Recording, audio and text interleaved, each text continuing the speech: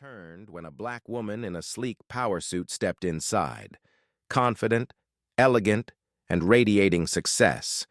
But the store manager didn't see power or prestige. He only saw the color of her skin.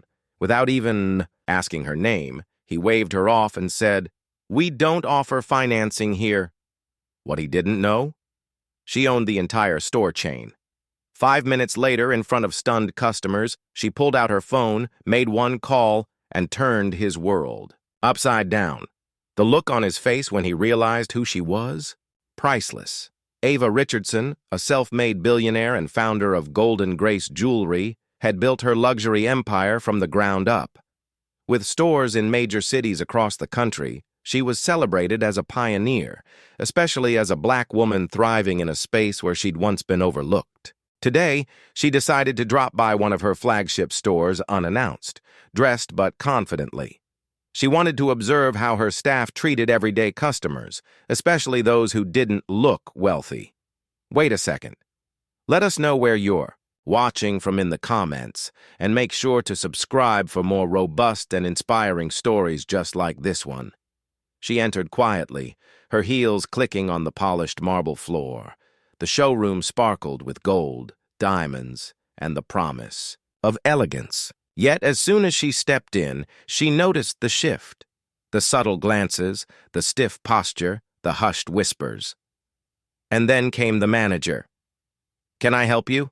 he asked, voice dripping with forced politeness.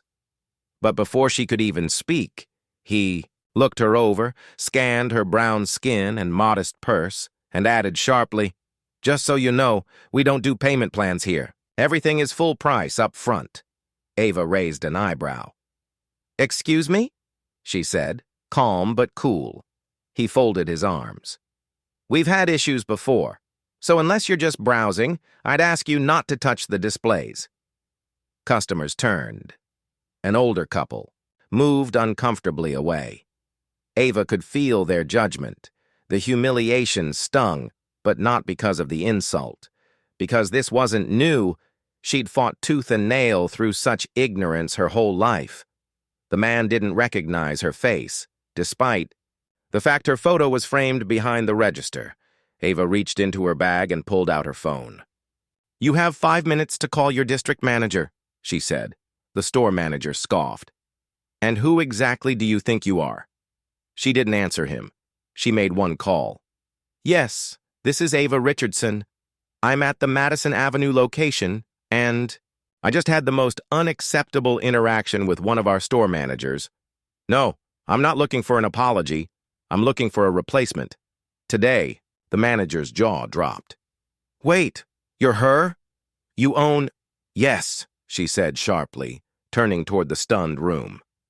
"I am her." Within minutes, corporate security arrived.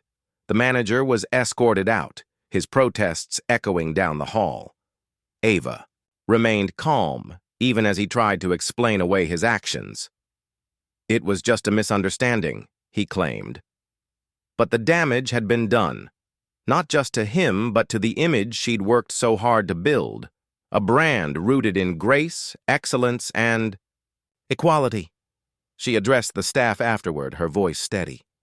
"This store is not just about selling luxury, it's about offering dignity to everyone who walks through those doors."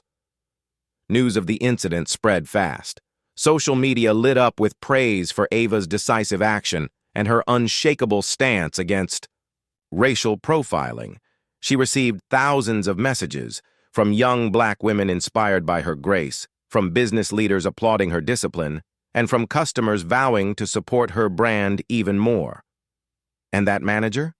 He became a cautionary tale about how prejudice can cost you everything in an instant, because in Ava's world, respect isn't just earned, it's expected.